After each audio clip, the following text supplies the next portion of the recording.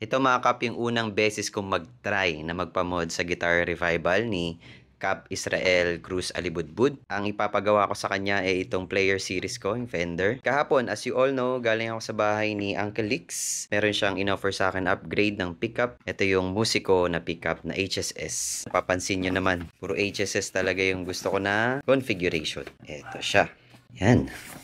Dalawang black na pickup sa neck at sa mid na siya. Color black. Dati tinry ko tong mag-upgrade or mag-mod ng aking gitara sa Squire ko. Gusto ko talaga black yung pick guard niya.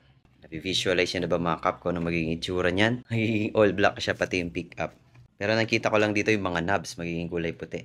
Pero okay lang yan. Madali lang naman yan i-upgrade. One thing din na gusto ko pang ipa-setup kay Guitar Revival, ito, maging floating trem siya. Kasi na-try ko yung kay Uncle, sobrang swabe. Kunting movement mo lang, tinatouch mo lang talaga yung trem arm. Gumagana na yung vibrato. Biniyaan din tayo ng strap. Strap din ito ng Musico. Papalitan ko na lang ito, yung ating Ernie Ball, galing sa JB Music yan. Palitan natin itong Musico na strap. Promote natin yung Musico. Dito ko na lang din gamitin yung binigay sa akin ng katrabaho ko si Johnny TV. Shoutout sa'yo. Yan, Elixir 1046 ulit tayo. Dahil medyo lumalakas na ulit yung ating mga daliri, kaya kaya ko na ulit tong mga medyo makapal na gauge ng string. So stay tuned lang, nakapag-book na ako ng Lala Move. I-pick up na to, tapos nadali na sa Santa Rosa, sa Guitar Revival. And i-install na nila. Tapos antayin na lang natin kung kailan siya babalik. Tapos test na natin at gamitin na natin tong Fender Player Series para sa 2025. Yung lamang mo na mga Kap, kung interested ka, hintayin mo lang yung upgrade natin dito. File for more! Ayos!